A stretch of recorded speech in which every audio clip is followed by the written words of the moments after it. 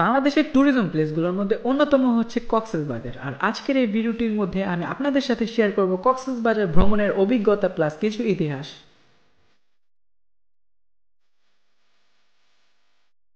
Assalamu alaikum. Hello, what's up guys? It's Miran and welcome to vlog 8. So guys, দেখতে দেখতে আমরা 8 number ব্লগে চলে আসছি আর 8 নাম্বার ব্লগটি খুবই স্পেশাল হবে and I am so excited because tonight I will go to Cox's Bazar. আপনারা অবশ্যই বুঝতে পারছেন আজকের ভিডিওটি কতটা স্পেশাল হতে যাচ্ছে and I hope you will enjoy today's vlog. So আর কথা বাড়াচ্ছি না, লেটস ওয়েট।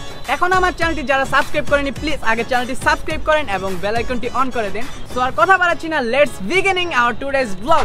সো গাইস, আমরা এখনই চলে যাব। আমাদের বাস আসার কথা ছিল রাত 11টা বাজে, এখন অলমোস্ট 10:30 বেজে গিয়েছে। সো এখন আমরা বাস কাউন্টারের দিকে চলে যাব। সো আমাদের সাথে ভিডিওটি এনজয় করতে থাকুন, let's go.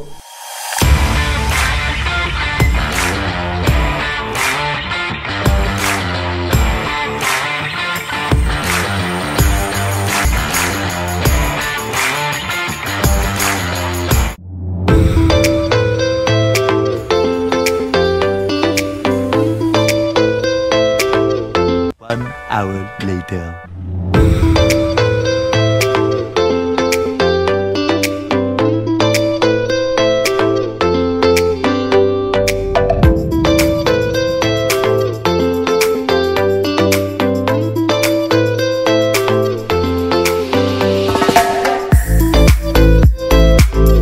So finally guys, দীর্ঘ 1.5 ঘন্টা অপেক্ষার পর আমরা বাস পেয়েছি। এখন আমরা বাসে উঠে রওনা দিয়ে দিয়েছি। আর গাইস দেখতেই পাচ্ছেন আমরা এখানে স্লিপার কোচ নিয়েছি। সো সারা রাত আমি এভাবে শুয়ে শুয়ে আরাম করব এন্ড দেন সকালবেলা উঠে দেখবো আমি কক্সবাজার চলে গেছি।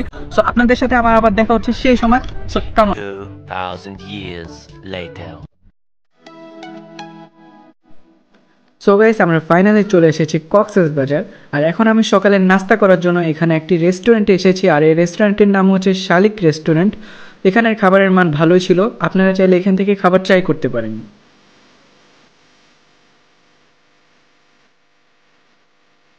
গাইস, নাস্তার পর আমি এখন একটি বাসে উঠে পড়েছি। আর এই বাসটি দিয়ে আমরা সোজা চলে যাব রয়্যাল টিলিপ রিসোর্টে। আর গাইস, এখন আমি খুবই এক্সাইটিং কজ আমাদের বাসটি এখন যে রোডটি দিয়ে চলছে এটি হচ্ছে পৃথিবীর সব থেকে লংগেস্ট মেরিন ড্রাইভ রুট। চলুন গাইস, জেনে নেওয়া যাক কক্সবাজারের নামকরণ কিভাবে করা হয়েছিল। কক্সবাজারের নামকরণ করা হয়েছিল হিরাম কক্স নামে ব্রিটিশ ইস্ট কোম্পানির একজন অফিসারের নাম থেকে। এখানে তিনি উন্নয়নের জন্য অনেক কাজ করেছিল। পরবর্তীতে তার নাম স্মরণীয় করে রাখতে এখানে কক্স সাহেবের বাজার নামে একটি বাজার প্রতিষ্ঠিত হয়েছিল, যা আস্তে আস্তে কক্সবাজার নামে পরিচিত হয়।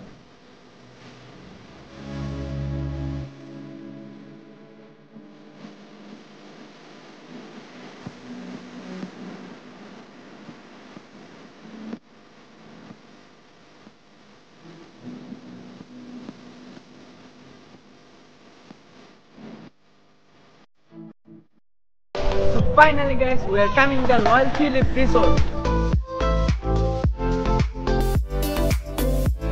So guys, আমরা অনেকক্ষণ পর আমাদের রুমের কার্ড পেয়েছি। আসলে হয়েছিল কি 12টার পর চেক-ইন টাইম, বাট আমরা আসছি 10:30টার দিকে। সো অনেকক্ষণ এখানে ওয়েট করা হয়েছে। সো ফাইনালি আমরা আমাদের রুমের কার্ডটি পেয়ে গেছি। সো কেমন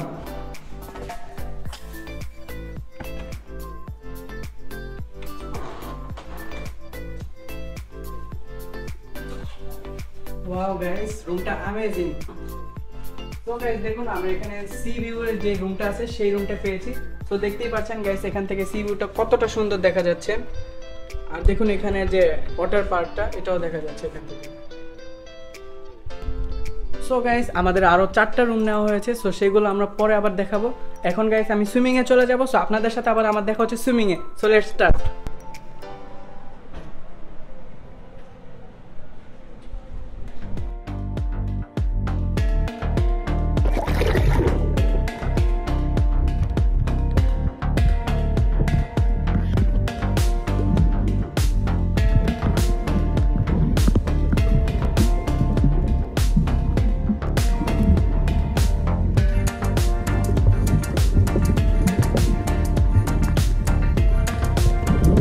One hour later.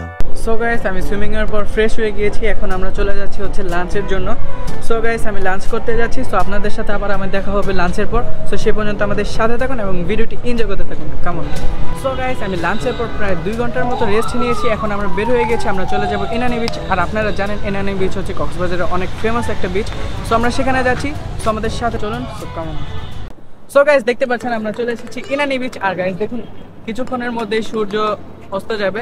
So guys I am so excited because now I am standing on the longest sea beach in the world. So guys দেখতে পাচ্ছেন আমি ইনানি বিচের যে সমুদ্র, সেই সমুদ্রের মধ্যে আসতে পড়েছি।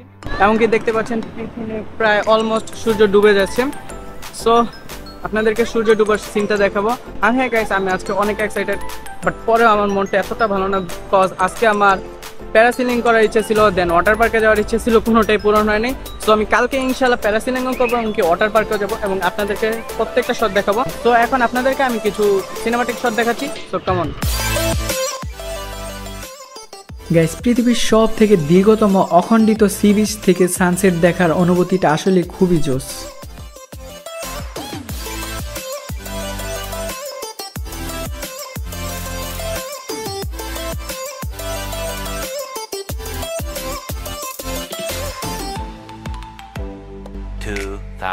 Years later. সো গাইস আমি বিকালবেলা বিচ থেকে এসে একটু শরীরটা অনেক টায়ার্ড লাগতেছিল। সো আমি একটু ঘুমাইছি, এখন ঘুম থেকে উঠে দেখি রাত 10টা বাজে। সো এখন আমি ডিনারে চলে যাব, cause now it's time for dinner. So ডিনারের শ্যুটগুলো দেখানোর চেষ্টা করবো আপনাদেরকে। সো আমাদের সাথে থাকুন এবং ভিডিওটি এনজয় করতে থাকুন। কেমন?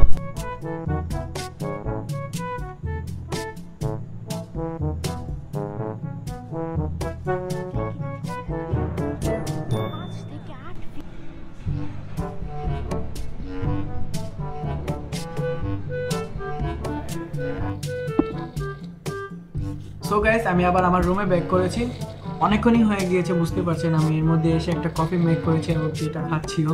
আর গাইস আমি ডিনারের শ্যুটটা দেখাতে পারিনি কজ এখানে ডিনারের সময় ক্যামেরা অ্যালাউ না। সো আমি ক্যামেরা ইউজ করতে পারিনি এবং কি আপনাদেরকে শ্যুটগুলোও দেখাতে পারিনি। আর গাইস আমি যদি এখানকার খাবারের মানের কথা বলি, এত বড় একটা 5 স্টার হোটেল হওয়া সত্ত্বেও আমি বলবো যে এখানকার যে খাবারের মানটা আমি যতটা এক্সপেক্ট করেছিলাম, আসলে খাবারের মানটা ততটা ভালো নয়, ততটা কি আমার কাছে একটু ভালো লাগে না, যেটা সত্যি কথা।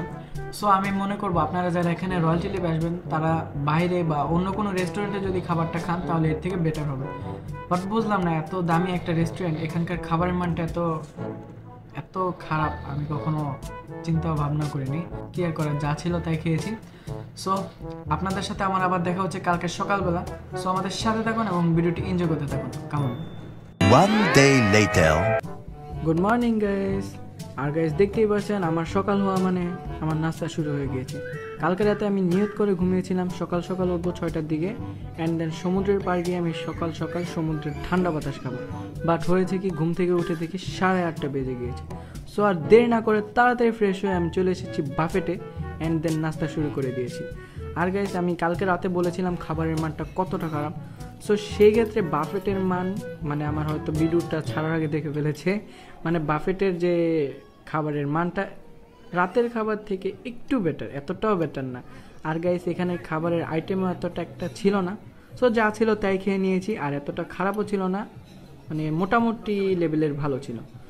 সো গাইস ভিডিওটি দেখতে থাকুন, let's see. 1 hour later. So guys দেখতে পাচ্ছেন আমি ব্রেকফাস্টের পর একটু ফ্রেশ হয়ে নিয়েছি, এখন আমরা চলে এসেছি ইনানি বিচ। আর গাইস আমি কালকে একটা তথ্য দিয়েছিলাম যে আমরা বিকালবেলা ইনানি বিচ গিয়েছিলাম, আসলে আমি অত্যন্ত দুঃখিত কজ কালকে আমরা রয়্যাল টিলিপের যে নিজস্ব বিচটা আছে আমরা সেখানে গিয়েছিলাম। সো আজকে আমরা রয়্যাল টিলিপ থেকে ব্রেকফাস্টের পর এখন চলে আসছি হচ্ছে ইনানি বিচ, এবং আমরা ইনানি বিচে কিছুক্ষণ সময় স্পেন্ড করব, দেন আমরা ওয়াটার পার্কে চলে যাব। সো আমাদের সাথে ভিডিওটি এনজয় করতে থাকুন। সো কেমন? সো গাইস দেখতে পাচ্ছেন আমরা এখন একটা বাইক নিয়ে নিয়েছি, এটিভি বাইক। এখন এটিভি বাইক দিয়ে আমরা ইনানি বিচের যে বিচটা এটা ঘুরবো। তো আমাদের সাথে রাইডটি এনজয় করতে থাকুন।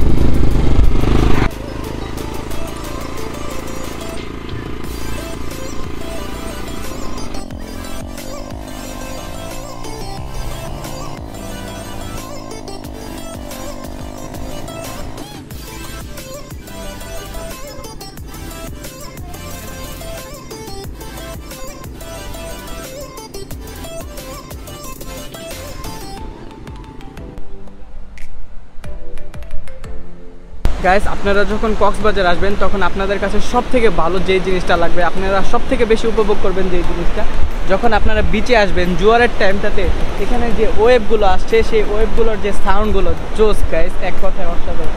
আর আমি গাইস নেচারকে অনেক ভালোবাসি, নেচারটা আমার কাছে অনেক ভালো লাগে। আর গাইস এখানে সমুদ্রের পাড় আমার কাছে জোস লাগতেছে, মানে এত ভালো, মানে আমি আপনাদেরকে বোঝাতে পারছি না। আর হ্যাঁ গাইস আমরা আসলে 2 ভাগে বিভক্ত হয়ে গিয়েছি, আমার আম্মু তারপরে আমার বোন মানে আমার ক্যামেরাম্যান ওরা চলে গিয়েছে টেকনাফ, আর আমি আমার আঙ্কেলদের সাথে এখানে রয়ে গিয়েছি। সো ভিডিও নিজে করছি আর কি।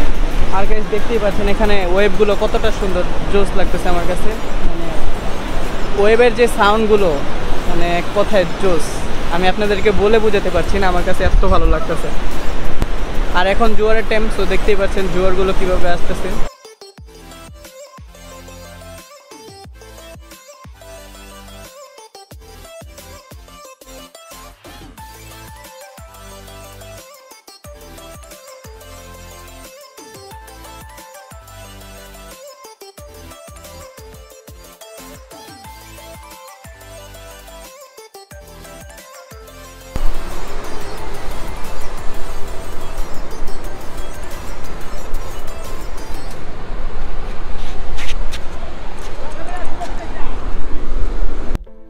সো গাইস আমরা যখন ইনানি বিচ থেকে হোটেলে ব্যাক করছিলাম তখন এখানে দেখতে পাই অনেক সুন্দর সুন্দর ডাব আছে। আর জানেন কক্সবাজার ডাবের জন্য অনেক বিখ্যাত।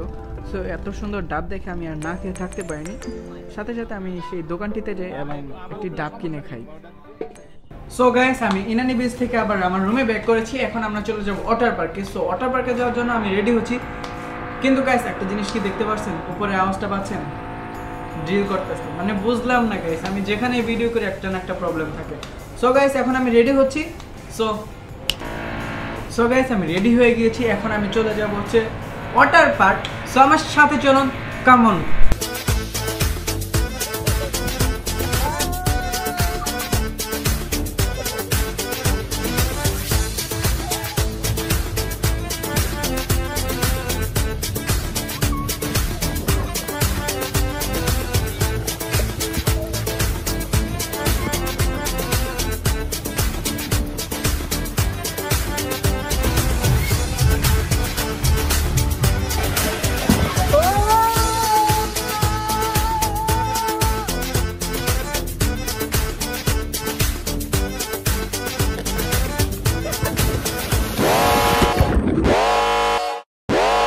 হে হোয়াটসঅ্যাপ গাইস, আমি জানি এখন আপনারা ভাবতেছেন কি ব্যাপার, ওর তো এখন কক্সবাজার থাকার কথা ছিল, বাট ও বাসায় কি করছে।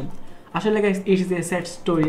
সো আমি আপনাদেরকে কি বলবো, আপনারা সিনে দেখতেই পেরেছেন যে লাস্ট আমি যে রাইডটিতে উঠেছিলাম রয়্যাল টিলিপের ওয়াটার পার্কে, সেই রাইডটি থেকে আমি যখন নামি তখন আমার হাত থেকে ফোনটা পানিতে পড়ে যায়। আর আপনারা হয়তো এখন জানেন না যে আমি এখনও ক্যামেরা সেট আপ নিইনি, আমি আইফোন দিয়ে ব্লগ করি। সো আইফোনটা ওয়াটারপ্রুফ হওয়া সত্ত্বেও পানিতে পড়ার পর এটা লিটারেলি কাজ করা বন্ধ করে দিয়েছিল, ডিসপ্লে সব চলে গিয়েছিল।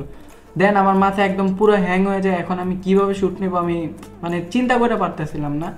সো গাইস ওই দিন আর আমি মোবাইলের কোনো সার্ভিস সেন্টারে নিইনি, কিন্তু গাইস ওই দিন আমরা রয়্যাল টিলিপ থেকে দুপুরে ব্যাক করেছি হচ্ছে কক্সবাজার শহরে। কক্সবাজার শহরে আমরা হোটেল কস্টোডেতে ওই দিন ছিলাম। দেন আমি নিয়ত করেছিলাম যেহেতু আজকে কোনো শ্যুট নিতেই পারিনি, সো কালকে অন্য একটা ফোন দিয়ে হলে আমি শ্যুট নেওয়ার চেষ্টা করব। দেন গাইস কি আর বলার, পরের দিন সকালবেলা সাডেনলি আরেকটা অ্যাক্সিডেন্ট হয়ে যায়। আর অ্যাক্সিডেন্টটার ফলে আমি একদমই হাঁটা চলা মানে অ্যাক্সিডেন্টের ফলে আমি একদমই হাঁটতে পারতেছিলাম না। গাইস আসলে হয়েছিল কি, ওই দিন সকালবেলা আমি গিয়েছিলাম কক্সবাজার সমুদ্র সৈকতে। দেন মানে অনেক বড় বড় ওয়েভ ছিল, যার ফলে আমি বেশি মজা করতে গিয়ে মানে বেশি লাফালাফি করতে গিয়ে আমার বাম পায়ে একটা ফ্র্যাকচার হয়। দেন ওই ফ্র্যাকচারের পর আমি প্রথম 1 ঘন্টা ভালোই ছিল, মানে ভালো ছিল, হাঁটতে পারতেছিলাম না, এত একটা ব্যথাও ছিল না। বাট 1 ঘন্টা পর আস্তে আস্তে দেখি আমার পাটা ফুলে গেছে, দেন আমি ভালো করে হাঁটতে পারতেছিলাম না। সো ওই দিন আর আমি কোনো শ্যুট নিতে পারিনি, কি আমি হাঁটা চলাই করতে পারিনি, বাইরে বের হয়নি। অ্যান্ড দেন ওই দিন রাতের বেলা আমরা ঢাকার দিকে ব্যাক করেছি গাইস। সো লাকে যা লেখা ছিল তাই হয়েছে। সো এবারের ট্যুরটা আমার জন্য খুবই কষ্টের ছিল গাইস। সো গাইস আপনারা যারা ভিডিওটি দেখেছেন, আপনাদের কাছে যদি ভিডিওটি ভালো লাগে অবশ্যই লাইক করবেন আর বেশি বেশি করে শেয়ার করবেন, কজ এখনও আমার প্রচুর অডিয়েন্স দরকার। হ্যাঁ গাইস আমি আপনাদেরকে বেস্টটা দেওয়ার ট্রাই করেছি, এবং কি পুরো ভিডিওটা ভালো মতো না দেখাতে পারলেও ফার্স্টের টুক আমি মনে করি আপনারা এনজয় করেছেন। যদি এনজয় করে থাকেন অবশ্যই ভিডিওটি লাইক করে দেবেন।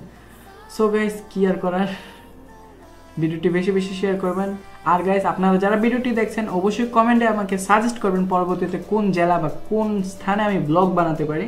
সো সেক্ষেত্রে আমার জন্য ব্লগ আপলোড করা বা ব্লগ মেক করা আমার জন্য আরও সুবিধা হবে। সো গাইস আশা করি আপনারা ভিডিওটি এনজয় করেছেন। সো এখন আমি আর কথা বাড়াচ্ছি না। So that's it guys, no more today. Thanks for watching this video. I think you enjoy this video. If you enjoy this video, please don't forget to hit the like button and subscribe our channel. See you next time. Khuda Hafiz.